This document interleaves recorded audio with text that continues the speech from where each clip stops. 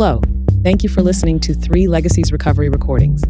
If you enjoy our program, please be sure to like and subscribe to the channel, and don't forget to share with a friend.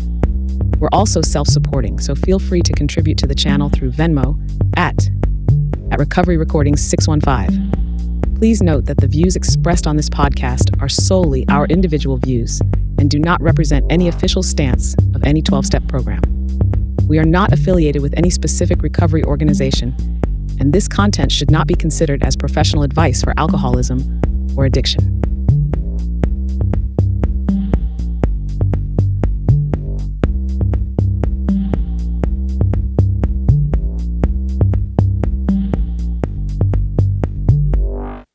Hello, everyone. Welcome to 3 Legacies Recovery Recordings podcast. I'm your host, Paul. Today is Tuesday, July 22nd, 2025. This is episode 51, and I am very grateful for all the listeners that we've had out there. We've had a lot of cool people on the show, too. Had a lot of great comments and a lot of people sending different emails in. Some people have sent in talks or different suggestions or different people they think would be a good fit for the show. We appreciate all that. If you are interested in contacting us, you can reach us at recoveryrecordings615@yahoo.com. You can also find us on our private Facebook page. It is 3 Legacies Recovery Recordings Podcast. You can find us on Audible, Spotify, iHeartRadio, most of the major platforms, Podomatic. And tonight we have the second round of this unique character, Jay Stinnett. How you doing, buddy? I'm enjoying being unique. Yeah, it's so true, man. So you're so it's been such a joy just to talk to you over the last week or so. Jay, for all the listeners, has just over the last several years been working on the new documentary, which just came out about 3 months ago, maybe 3 months ago. Yep. It's called Bill W. Conscious Contact, and you can find some merch. You can get on there and purchase it. You can also send it to a friend. There's a spot on the website where you can send it to a friend. And it is BillWConsciousContact.com. And it's been such a, it was eye-opening for myself. Me and a group of friends of mine, my home group, actually had watched it together and had a lot of just a great experience with it. How you doing, Jay? I'm doing wonderful, and it really is amazing the difference. See, I made a movie. Yeah. I made a movie that was for communal experience and, to elevate consciousness. And the difference people have with the information when they watch it on their phone, as opposed to when they sit in a group and enjoy it, is quite different. And so I'd really like to invite everyone to sit down with people that you love and take a watch of this thing and see how spirit moves through the group as opposed to just individually observing the information. And the information, is amazing. We've got 3 or 4 actual historical breakthroughs that are in that documentary, which is directed by Kevin Hanlon. For those of you who were sober back in 2012, he's the guy that he and his associate Dan Carosino made the first ever documentary about Bill Wilson, Bill W., the creative force behind Alcoholics Anonymous. And then later on, when I got the inspiration to do this film, of course, Kevin was the first person I thought of. He's probably the most knowledgeable person about the history of Alcoholics Anonymous of anybody that's walking the planet. Wow, interesting. He's another person you should get. Yeah, that'd be nice. Yeah. Yeah. and also for the listeners, I'll have in the description to the YouTube link, I'll have a link to go to the Bill W. Conscious Contact, where you can get on there for yourself and check it out. I tell you, one of my favorite parts about the documentary is you answered some questions that I had over the years about transcendental meditation, because, over the years, it was clearly Bill wasn't talking about transcendental meditation in the big book, and then and I'd gotten into different types of meditation over the years, so I was always interested in whether he dabbled into it or not, and then you answered that in this, and so it was cool. Well, I want to let's be really clear about this. Wilson was an enthusiast. Now, I'm a word guy, so the word entheos means the indwelling spirit. An enthusiast is somebody that's got the spirit rocking, right? And enthusiasm is an expression of that indwelling spirit. Wow. Anyway, when Wilson would get a hold of any new idea that he could sink his teeth into, he enjoyed it and he went with it. Now,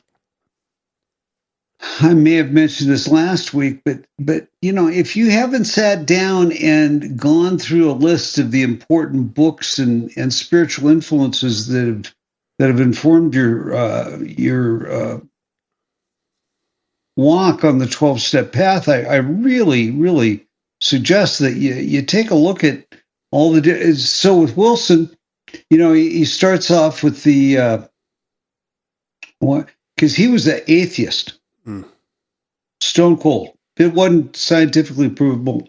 Wanted nothing to do with it, and then when he gets involved with, he has the experience.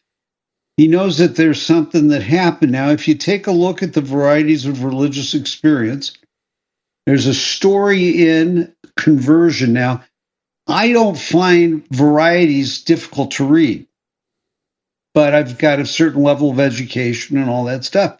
But if you start where Wilson starts, which is lecture 9, it's conversion.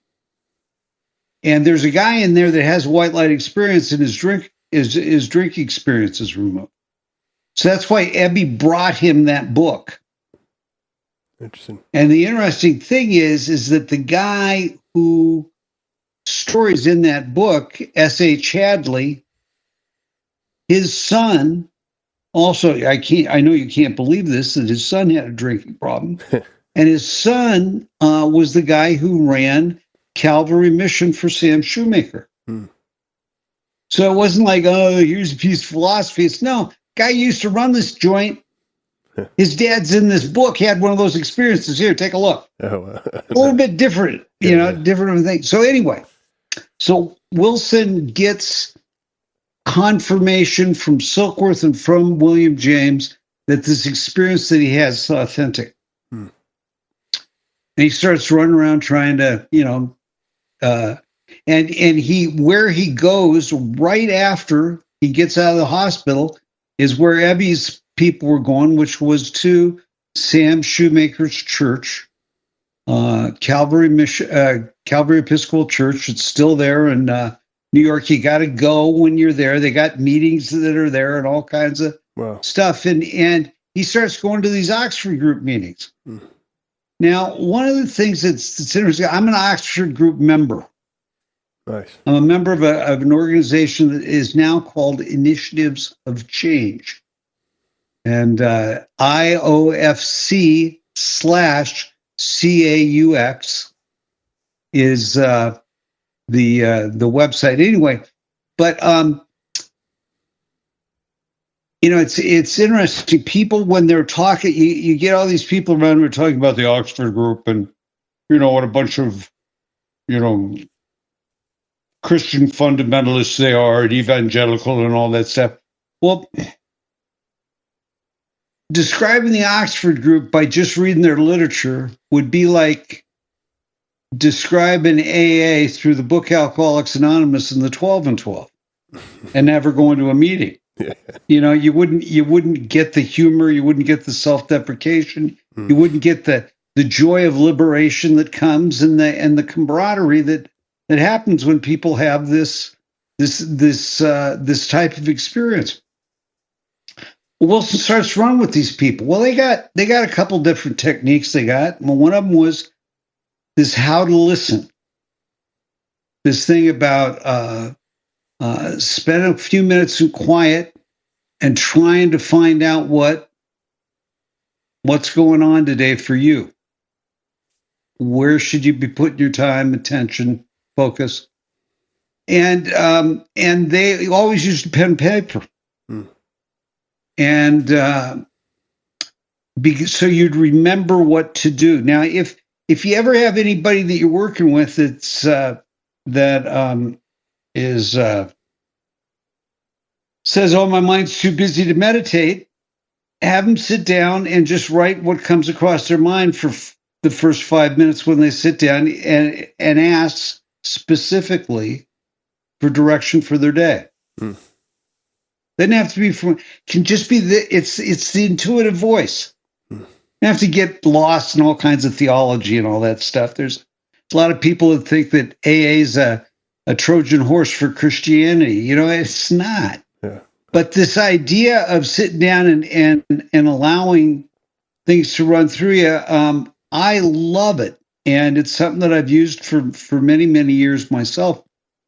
It's very close to automatic writing. Is this like the two-way prayer? Is that what they call it? Or is that what well, some people call it two-way prayer, and I think that's divisive. So I would never call it that. Gotcha. Because you gotta have a certain theology to go along with it. I'm not going there. Another thing that if you're interested in that type of experience, and maybe you're allergic to theology in any form, there's a wonderful book called The Artist's Way by Julia Cameron. And in it is a practice called morning pages, where you every morning you freestyle write for 20 minutes, or not for 20 minutes, but who was the author? Freestyle write 3 pages. Who was the author? And it's called Morning Pages. Julia Cameron, Cameron. Okay. It's one of the great books of the last century. Nice. Really is. And it teaches you how to get in touch with your intuitive voice. Interesting. So anyway, Wilson starts doing this, and he's going along with it pretty good. Then he finds out when they moved to Bedford Hills that he's a medium. And so there's a meeting at his house once a week. It was not his primary spiritual expression, but it definitely was informed by his experience and all that stuff. And I have a letter that he wrote where he said he had to prove he was a medium in order to give a presentation to a group. And he's got a big thing. And one of the people says, well, that's not conference approved stuff, and how can you be saying that? And all of it's in Pass It On. Nice. There's all kinds of stuff about that in Pass It On. Wow. And so it doesn't cover it from the same angle that maybe I would in my investigations, Wilson. But anyway, so there's that. Then the next thing that he gets involved with is he starts to get involved with psychology quite a bit. He's got people like Harry Tebow that are helping him out. He gets involved with a Jungian therapist up in Massachusetts that was quite helpful to him. So he gets involved in that kind of looking at his life from the Jungian perspective, and so that's another fun thing that he got involved with. Interesting. I'll tell you. And so he keeps going. There are all these different things, and he ends up at the end of his life, because of friends and people that are around him, he didn't dabble in TM. That's what I was trying to Gotcha. He didn't dabble, you know.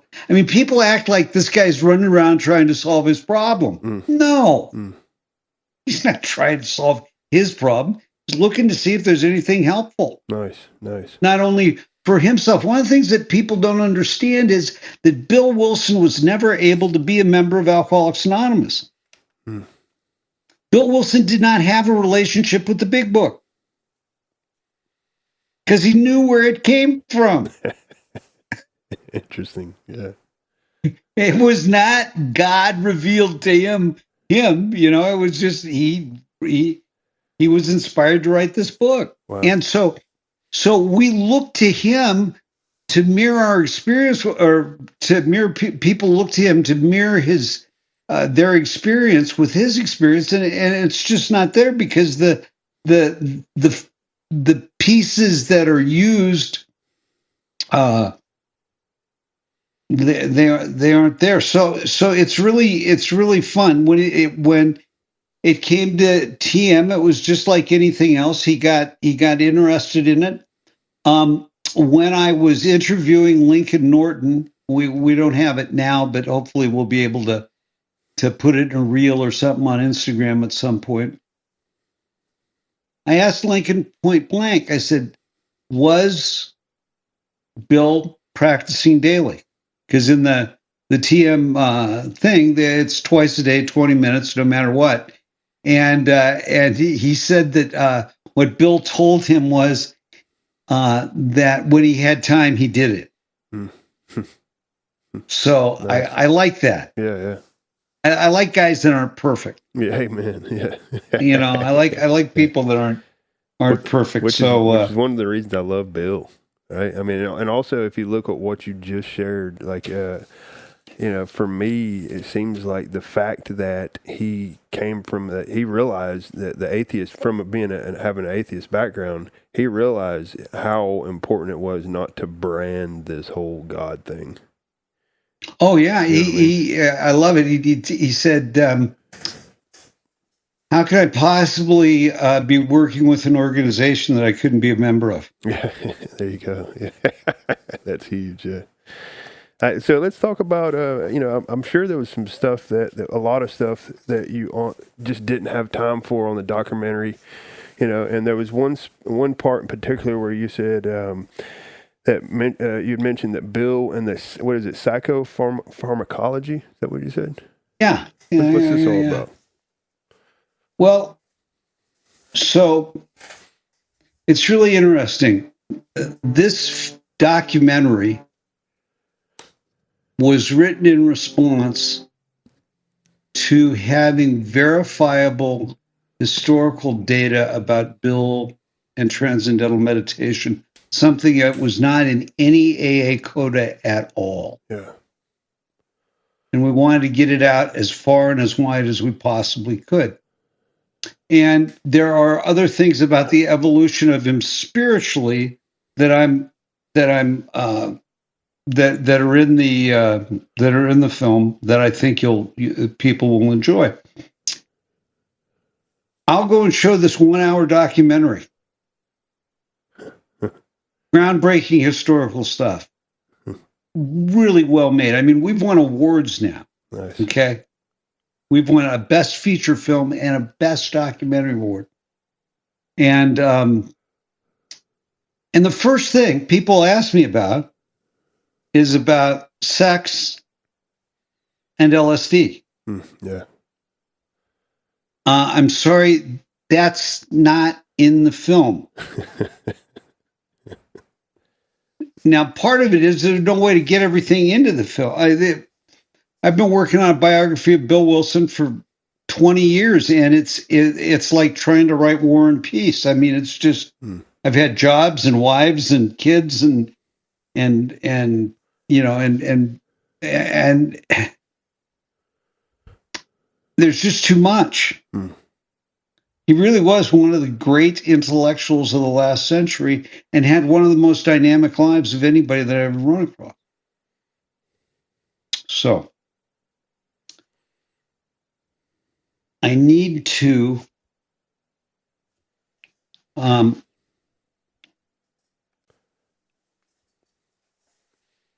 So I'm going to give you a gift. Okay. Nice. And here's the gift. I'm going to describe Bill Wilson's contribution to psychedelic therapy. Interesting. Wow. Now, people are always, now we're to the point where I've been studying the fellowship so long, I've seen a lot of different fads come through. And now it's that psychedelics are going to cure alcoholism, or the shamans are going to cure alcoholism, or all that stuff. Yeah. It's no, bell bottoms are not going to help people. Anyway, so one of the interesting things about alcohol and alcoholism, if we go back to the prescription that Carl Jung gave, which is alcohol is used for the highest state a human being can be in, and for the most depraving poison. And therefore, with alcoholism, the helpful formula is spiritus contra spiritum. Now, the reason that spiritum, the spirits in alcohol, are so powerful is they provide for a certain amount of people what one might call the unitive experience. In other words, that when it's this exogenous substance comes in to the body, mind, and spirit are all in the same place. And if you've been raised in a family of alcoholism and the last thing that ever happens is your body, mind, and spirit are in the same place. Yeah. And then boom, something happens and some of the stuff gets in you, and suddenly it's like, oh my gosh. Now, the rest of the world wants to know, why is it that you suddenly went sideways and all the time you're trying to get to that? But if you've never been there, it's the greatest thing in the world. Amen. Wow. The challenge is because it's exogenous, being that it comes from the outside, ultimately, it's not sustainable. So, in the 1950s in the United States, not only is there all the stuff between the Soviets and the U.S. going on, there's the Korean conflict, there's all, the nuclear disaster is going to happen now. When I was a kid, I was born in 1954. In 1960, when I'm in school, every week we're climbing under our desk thinking that that's going to stop us from getting fried when the Ruskies drop the bomb on us. Wow. But every week from the time I'm a child, we are being drilled to be afraid. Okay? And there was a philosopher by the name of Gerald Heard, Heard. He was Bill Wilson's real spiritual mentor. Okay? We know a lot about Shoemaker and Father Dowling, but Heard was the guy that really was Wilson's confidant and his close friend for over 30 years. Wow. And Gerald Heard was a philosopher who came to the United States to take over the anthropology department at Duke University. Duke University was a cutting-edge institution at the time. It was the home of the Parapsychology Foundation that J.B. Ryan started, and Huxley and Gerald Heard and Aldous Huxley emigrated to the United States because at the time, the United States was not going to be engaged in the Second World War. It was part of their philosophical thing to get out of that. Heard's basic thesis was that unless the human race evolves from self-consciousness to a more communal consciousness, we will destroy ourselves as a race. Amen. Yeah. Now it's very, in the general flow now, but in 1935, this is unheard of, radical. Yeah. And he believed, wow, as did many of his contemporaries, that meditation was the way to bring people to that next consciousness. That every time anyone meditates, since it's a already installed program in us, but we have to develop it. It's like the amphibians crawling out of the muck. Every time a person meditates, it's like one more, and then I'm taking it out of the mud and the next, and that's what's happening.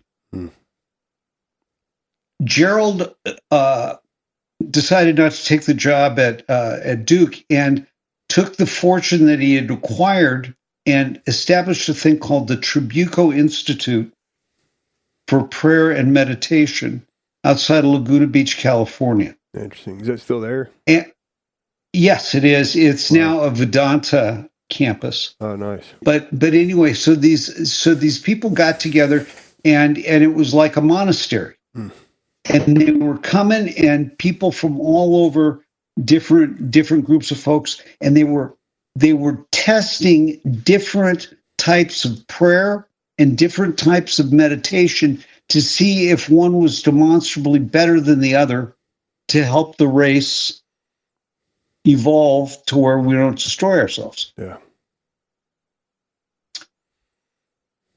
Concurrently, and we talked about this last week, Eugene Exman, guy who published, who was the publisher of the Religion at Harper's and Brothers, was very involved in this idea of seeing what beyond just Christianity was available. This is revolutionary stuff in the 1940s in the United States. Yeah. And a house was donated in Rye, New York, called the Wainwright House. Beautiful spot.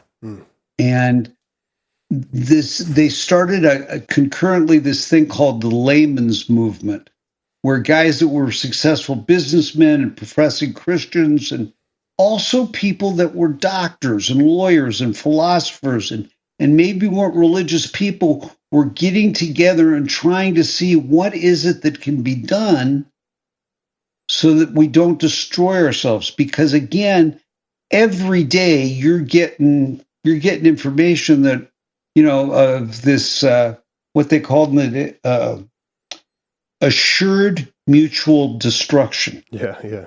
We're creating bombs that'll kill our own culture, pretty much, right? Yeah. Well, and if they launch, then we got to make sure that if we're dead, we still got something that launches that kills their ass. Yeah. It's crazy. So anyway, this is the consciousness that's happening. And they decide to start a thing called the Seminar on Spiritual Healing. And what they're going to do is that this group of men and women, these intellectuals from all kinds of different disciplines, are going to get together and see if there's some common denominator in spiritual healing, because they're all running up occasionally against stuff that can't be described, that can't be, what's going on here? There's something else happening. And of course, there's a legacy in Christian churches of this physical healing. of Christ's work, in physical healing. And why is it that maybe that was rolling around the first couple centuries, but it's not now? It's not in the 20th century in the United States. What's happening? So they decide to do they get together twice a year and talk about this stuff. And the first year was presided over by Gerald Heard. And they brought all these really wonderful people, and they're talking about this and that and another thing. And then the fifth one, or no, the second one, excuse me, was 6 months later, and Bill Wilson was part of this group of people from the gate. So was Tom Powers, a really close friend of his. So was Eileen Garrett, who was the head of the Parapsychology Foundation. So was Carlton Sherwood, who helped fund the and watch over the parapsychology department at Duke University. So and so was David and Lucille Kahn, who spent so much time and treasure supporting Edgar Casey's work in Virginia Beach. These people and many, many more are getting together, and from these different areas. A guy by the name of Leslie Weatherhead, who was one of the great minds in Anglican theology at the time. These people are getting together, and they're talking about different things that they're seeing, and they're friends. They're getting together like when X-Men would have, say, Dr. Zhu Shi Chang, who was the first Japanese Zen Buddhist monk to write about Zen Buddhism in English. Wow. X-Men published him. And then he brought him to the United States.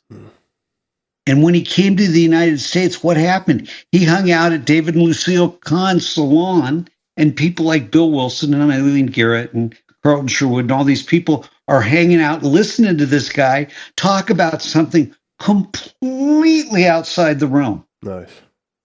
Okay, so they're busy going along, and they're working on this. And then the second year, the keynote speaker on Friday night's Wilson, because Wilson had what it was they were looking for. Now, they don't say that. They don't say, here's what we're shooting for. But Wilson had the experience. And what happened was it was transferable. There was a methodology that was developed that was able to be transferred from person to person. Wow. Through the 12 steps, huh? Exactly. Wow. And the thing about it is that it's sustainable. Yeah. Because it's about the indwelling spirit. It's not about something exogenous. Yeah. Now, after the second seminar, Gerald Heard goes back to Santa Monica, where he's living, and he starts working with. He's invited to go to work with a guy by the name of Dr. Sidney Cohen. And Sidney Cohen was at the time doing what was called psychochemotherapy. Interesting. It was a new type of psychology using an exogenous medicine, lysergic acid dilithiumide. Now, this is 1955. Okay, 1955. So when I say LSD, the people that are listening don't have a clue what I'm talking about. When we're talking about psychedelics, they don't have a clue what we're talking about, because all their information comes through the materialist interpretation of what was going on, what ended up happening. So Heard's out there, and Cohen's working with these patients, and a few of them are having these what seem to be white light mystical experiences. All of them have to do with the medicine, but they don't know whether they're the real deal or not. Well, it just so happens that Heard's very close to Bill Wilson. And so he gets a hold of Wilson, and in March of 1956, he invites Bill to come out to Santa Monica. This is not about Bill's depression. This is not about a solution to alcoholism. This is to find out whether this exogenous substance produces a sustainable spiritual experience and whether or not that experience is the same as the sudden one that Bill had. Now, how do we know this? Take a look at the transcript.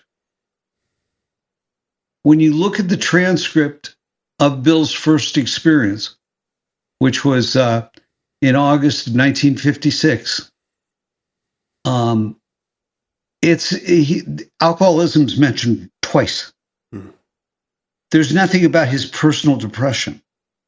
They're talking about the nature of the spiritual experience. And there is nothing so boring as reading and listening to people's transcripts of them having these interior experiences. Wow. So anyway, Wilson goes and in that, he sees that this is similar. His friend and editor, Tom Powers, has the experience a few days later. Then Heard, who has lots of students in New York, and Sidney Cohen say, what do you think about helping us with this? We want to find out whether or not what it is about this stuff, because everything seems to be anecdotal. And Eugene Exman's back in New York. And so what happens is that Wilson, Tom Powers, and Helen Wynne, Bill's two closest friends, get together and they create what was called the East Coast Basic Group. And it takes them a year and a half to raise the money to get the methodology thing where they've got to, in order to be part of this test, you have to fill out forms talking about your relationship with God, this, that, another thing. They have a complete way that they have people have the experience. They tape record everything. And over a 16-week period in the summer or August, September, October of 1958, 16 of the most dynamic intellectuals in the United States on the East Coast have a medically supervised experience with this exogenous substance to see whether what happens, what's similar, what's different, all that stuff. So they go to all that. So this is what's going on.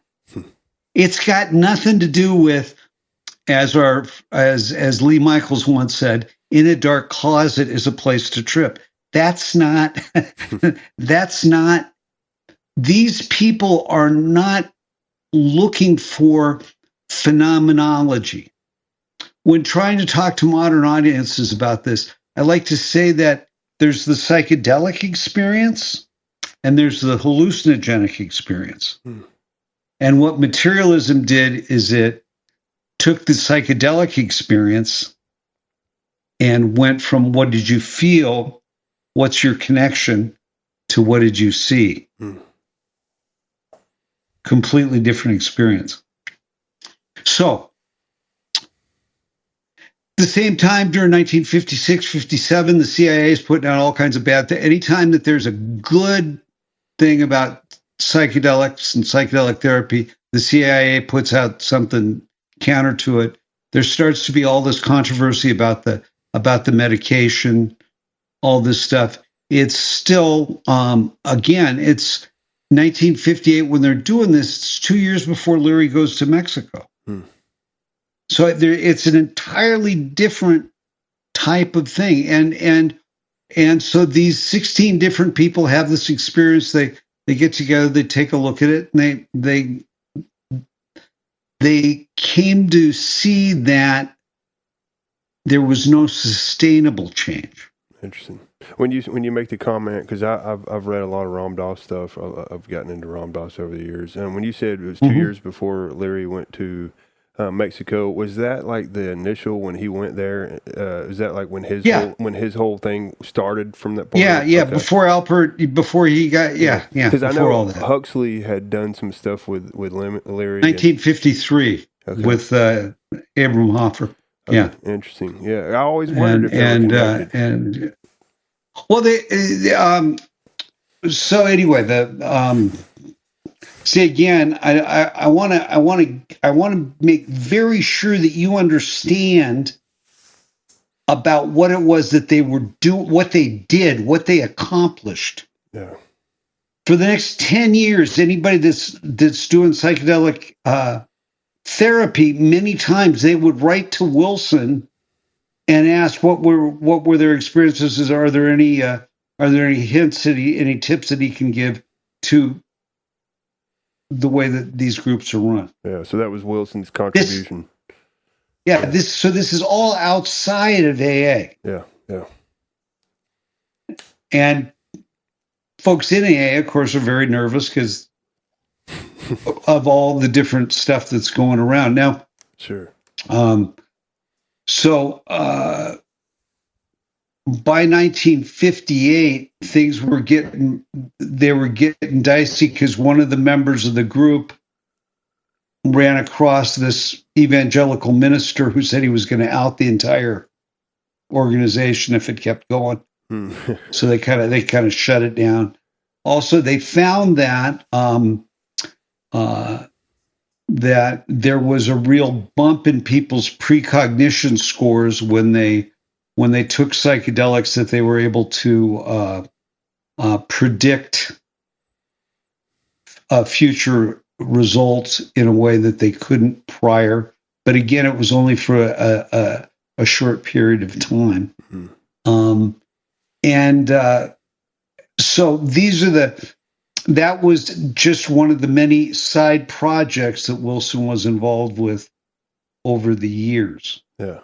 But this is a contribution based is about the validity of the spiritual experience from the exogenous substance. Interesting. Yeah, I've always curious. It's got nothing to do with depression. It's got nothing to do with alcoholism. It's got nothing. And what people want to do is they want to take it somehow and morph it in a way that they can understand it and make it palatable. That Bill Wilson dropped LSD, and that's one of my next projects is to make sure that this canard at least has some factual opposition to it, because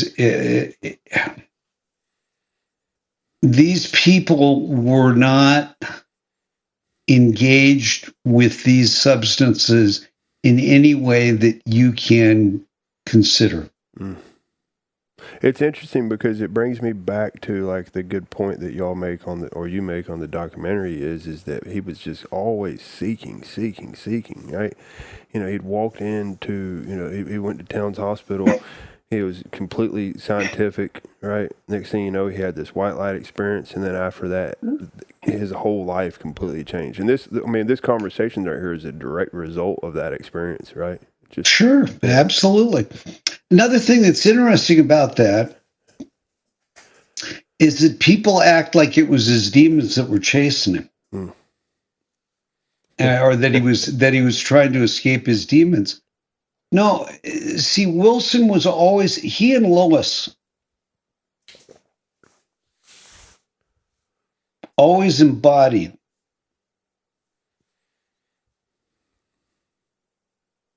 the wonder of the fact that they were not consumed by drinking. Hey man, that's good. Yeah. Because they tried everything, and then something happened. Some power. Now it's really interesting that when you take a look at a lot of the work that Wilson's doing outside of Alcoholics Anonymous, it's trying to help. He knew that AA only would help a certain fragment of the population. The alcoholic is huge. Yeah. You know, like I like to say, we got 2 million people walking unsupervised through the world, but that he was always looking, how can people that are either suffering within the fellowships find some relief, or B, how can this incredible gift be made available in some way or form to others that are suffering, not just from alcoholism. And then the other thing is that if AA is not the answer, well, what is? Well, pharmacology. Let's see what happens when we give somebody 3 doses a day of 1,000 micrograms or 1,000 grams of niacin and 1,000 grams of vitamin C. And people got better. Lots and lots of people got better. There's a great talk Wilson gives to it's in Indianapolis to a group of doctors that are all working with this formula. So, what happened with all that, though? I'm just curious. You know, obviously, like, well, you can't make any money off it. So the medical establishment poo-pooed it. But at one point, from the outside, you might have said, Stinnett's in a little trouble. And I started taking 3,000 units of niacin a day, and some things changed.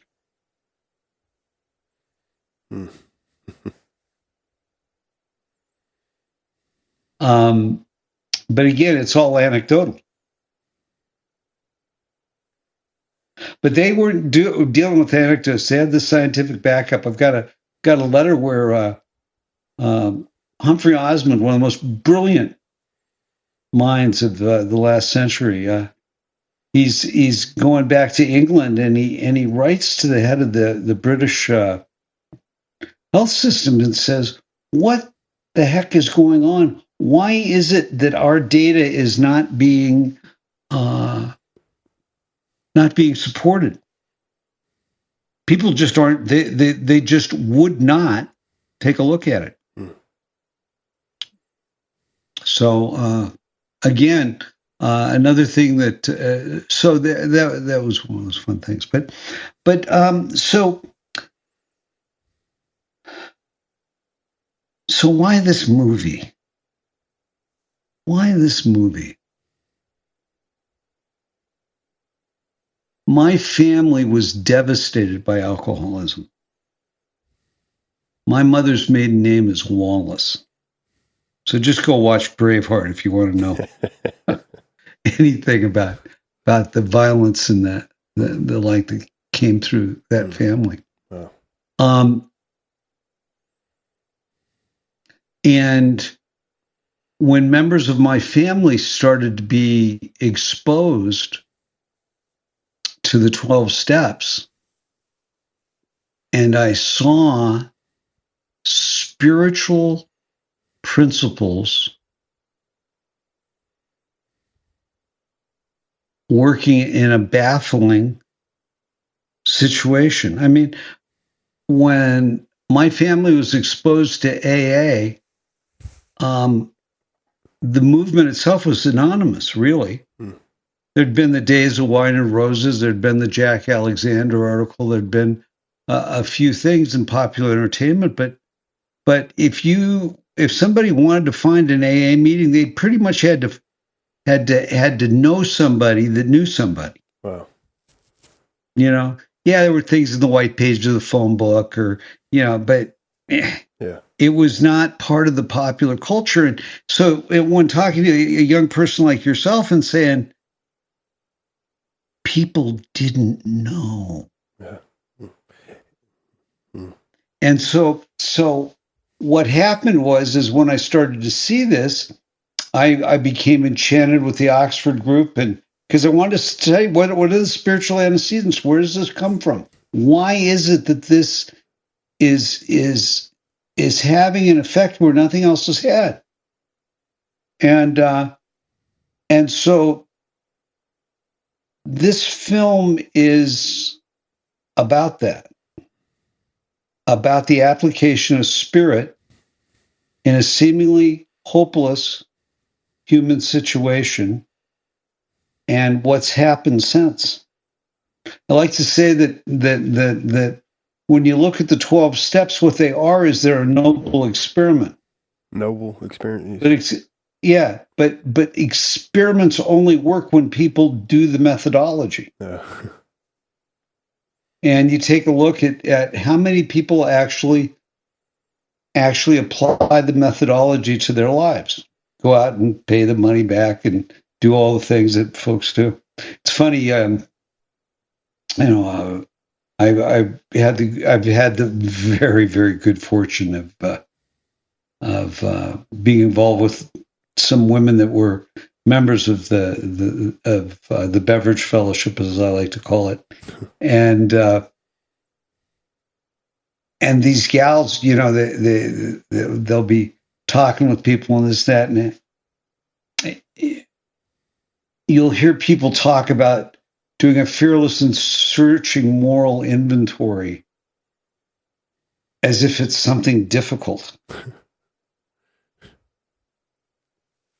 These people do this every night anyway. They just don't use a pencil and paper. Yeah, my wife used to say that. Yeah. So, come on. Yeah. I mean, how tough stealing from children. Yeah. My wife's always like, you think it's so hard, but yet you're just outside of the meeting out here spewing your whole guts to everybody. Right. Yeah. That's funny. Yeah, that's funny. So anyway, that's what this film is. And to show the other thing that's really, really important is that people actually say that AA was founded by two old Christian white dudes. Wilson. Yeah. And another thing, you have to take a look culturally. In the 1930s, in the United States, in the 40s, in the 50s, I mean, in the 60s, when I'm a kid, if a Methodist kisses an Episcopalian, blood is spilled. I mean, these are serious gangs. And in order to be in the gang, you have to completely buy the entire package in the way that they were presenting it. Yeah. Wilson never, ever, ever did that. Interesting. Yeah. There are people that say, "Oh, we wanted to be a Roman Catholic and the like, or this and that and other thing." And we've got lots of letters where he's saying, "No, that was not what was going on. We were talking about the nature of the hierarchical churches and their control issues and things like that." Yeah. So I love that about Bill too. I think that was the reason I stuck around, to be honest with you. Yeah. And Dr. Bob was very much the same way too. Interesting. Yeah. He was never involved with there's some people that have tried to say that he was involved with, I think it's St. Paul's in Akron, that was his, and that was only an aspect.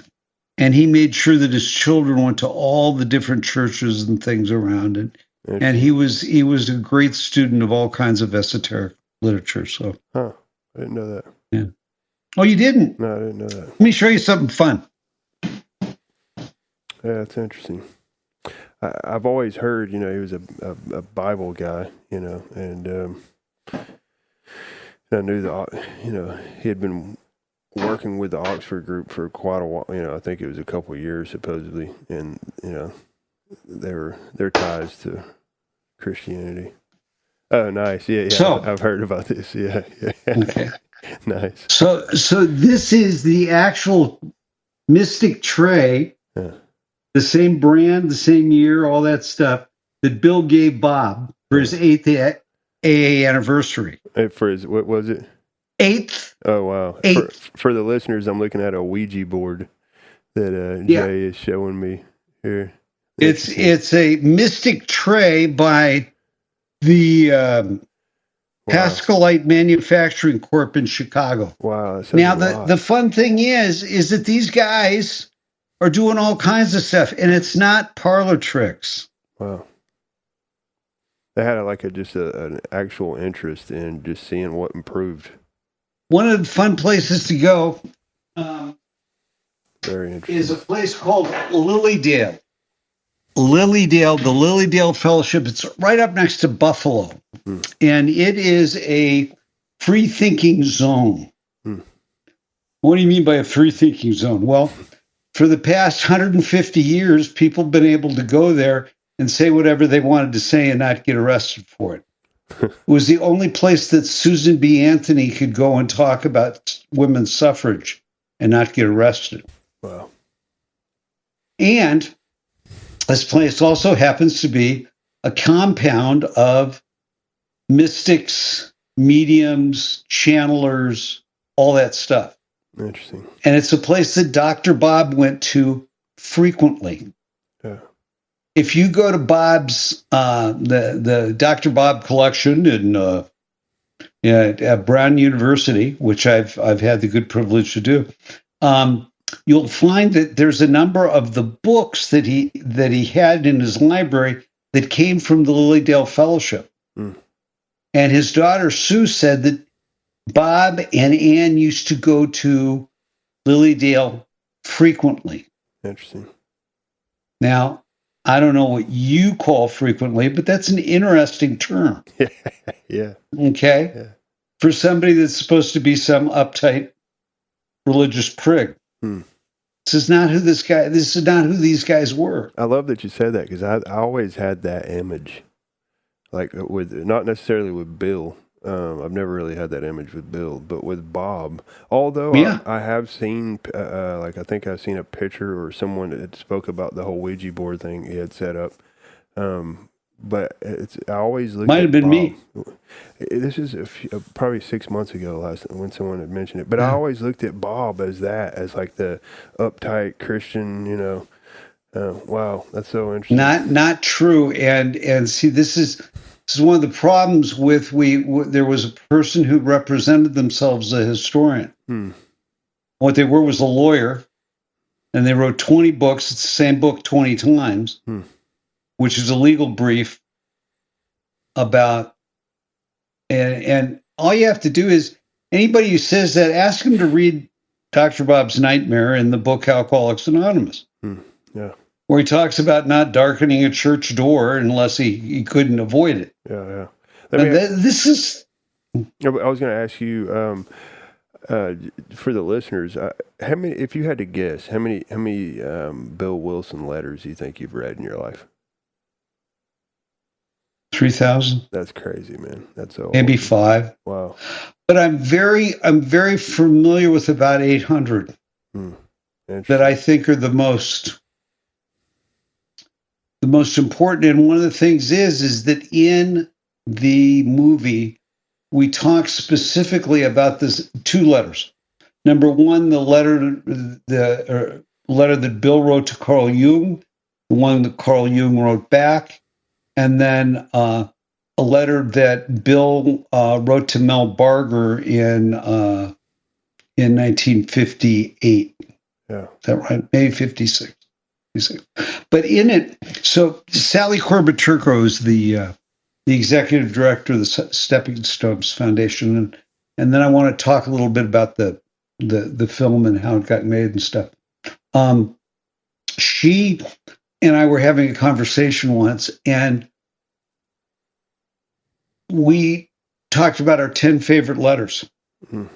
And this letter that we use in the film as kind of the keel of it is a letter that Bill wrote to Mel Barger that perfectly illustrates the way that Wilson would correspond with people. Is first, almost everybody that wrote to him either had an important question or they were in trouble. Mm-hmm. And so what Bill would do is he would acknowledge what their struggle was. Then what he would do is he would tell a self-deprecating story about when he was in a similar situation. Interesting. And that he got out of it, and that he hoped that, that these people would stick with the course. And that was the... And this is like the common theme that he would do in his letters back. Well, yeah, it's the format. Yeah, it's the format that he'd use. Nice. So it was a lot of fun to be able to use this particular letter and different aspects that he has in that. So that's it's one of the letters that I hope that everybody gets an opportunity to read. And if you go to steppingstones.org, you can actually now get into the digital archive and join it and be part of it. And, you can search for this letter to Mel B. Yeah. and read it. It's just really fun. Yeah. But I want to talk a little bit about the film and why it is that people should buy it. So when I started this thing, I thought it was going to be I was going to do it with my iPad, interview this guy, a couple plane tickets, maybe think it cost me $7,000. Later on, the Stepping Stones Foundation approached me and asked if we could make this a joint project. And in that, when they were writing the contract up, they made the mistake of, their lawyer, of saying that it could be up to 1 hour Hollywood-style documentary.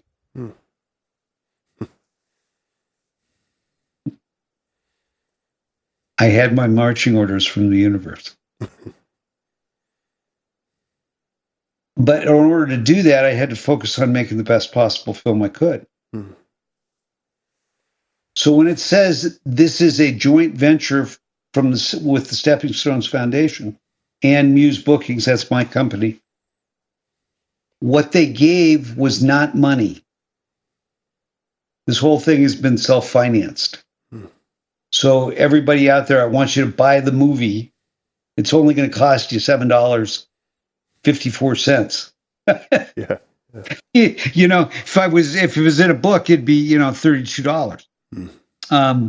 But the thing is that what Stepping Stones did is it gave us access to these letters, to these images, to be able to share their collection more widely than they'd ever been able to do. So what your listeners get to do is they get to actually see the start of the movie. The first 7 minutes is a montage of Bill and Lois's story together, and him telling it in a way that they've never been able to hear, they've never heard before, and pictures that they've never seen before that give them an opportunity to have a relationship, which is what I want. I want people to have a relationship with Bill Wilson, not with SJC's Bill Wilson. Yeah. I want to put people in the position to have the experience of this incredible man.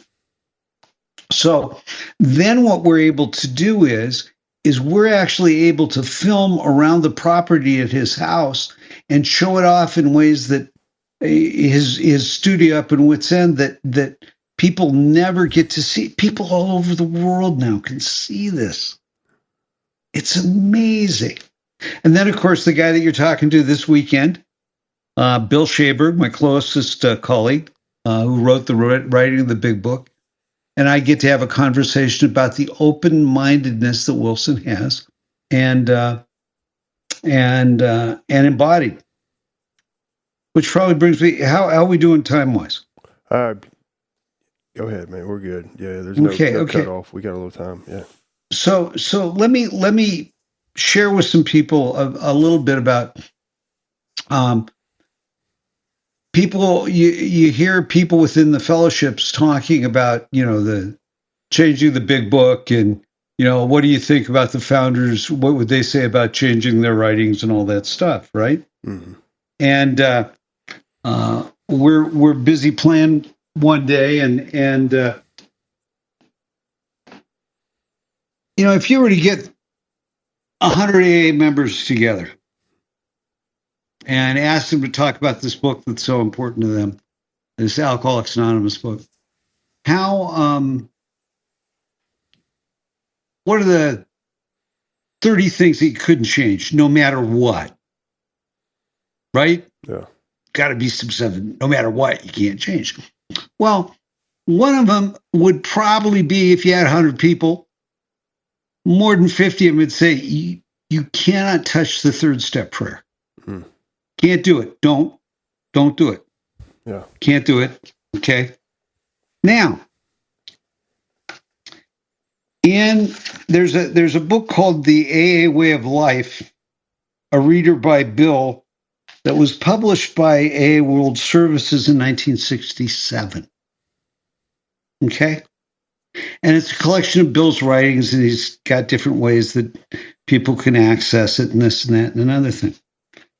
And if you go to page 210 in this book that folks know as Bill Sees It, Wilson changes the third step prayer. Mm.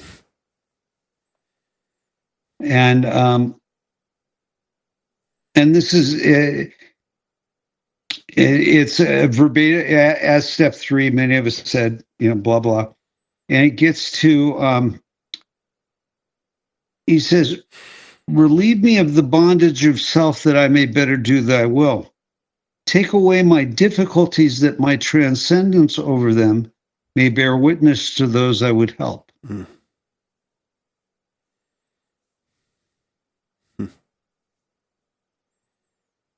Now, transcendence is much different than victory. Mm.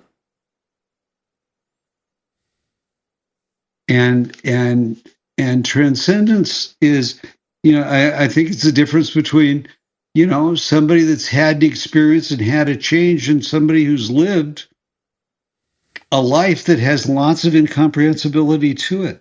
Hmm. And if I'm going to try and make life, and this is one of the things that's so interesting about Wilson, he never told people what to do. He never told them what to think. He recommended the not drinking. It's really important. Really important. The not drinking thing. This is more, but anything that you did that could help you to hang with the not drinking thing, he was 100% for. Nice. So one of the things that's about the film is to show the evolutionary nature of the individual.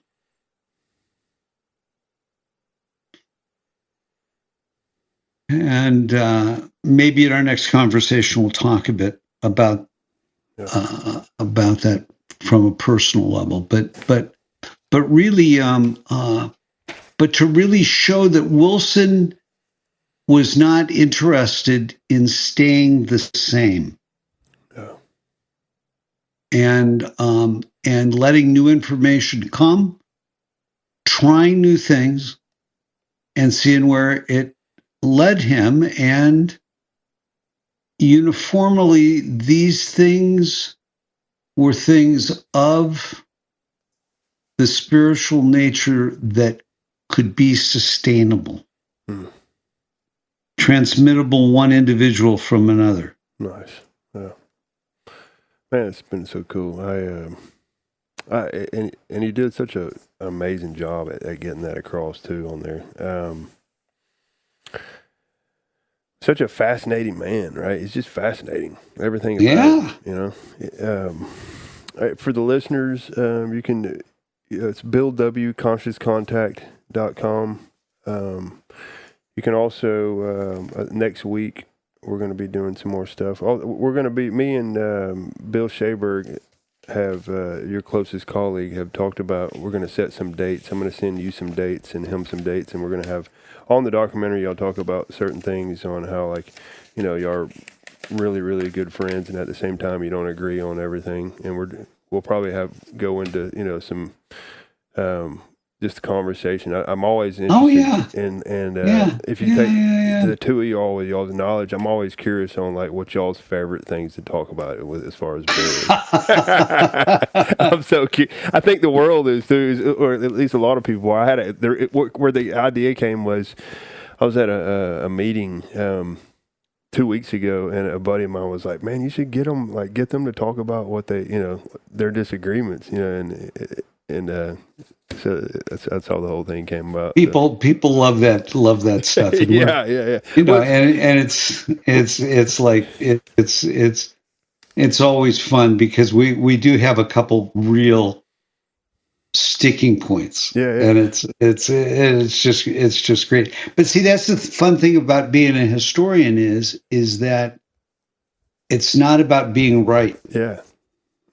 And one of the great things for your listeners to know, on that book, The Writing of the Big Book by William Shaberg, the edition that's coming out is going to have all kinds of changes in it because he learned stuff. Yeah.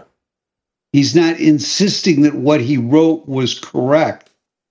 He's letting the new information inform his writing. Yeah, and I think he goes over some of that stuff he has a YouTube channel for the listeners that want to check it out. It's Bill Shaberg YouTube channel, and he actually goes into and it's it's SCHABERG. Yeah, Shaberg. Yeah, and he has like a whole bunch of little just like present point or like slideshows of him going through different presentations. Well, thank you, Jay. Thank you so much for All right, my brother. I love this stuff, man. I could listen to this stuff forever, and we'll get back into doing some more stuff. And thank you so much, man. Have a wonderful night, buddy. I will. You too. Thanks for your time. You too. See you. And thanks to your listeners.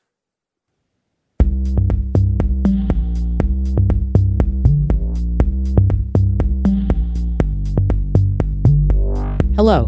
Thank you for listening to 3 Legacies Recovery Recordings. If you enjoy our program, please be sure to like and subscribe to the channel, and don't forget to share with a friend. We're also self-supporting, so feel free to contribute to the channel through Venmo at Recovery Recordings 615. Please note that the views expressed on this podcast are solely our individual views and do not represent any official stance of any 12-step program. We are not affiliated with any specific recovery organization, and this content should not be considered as professional advice for alcoholism or addiction.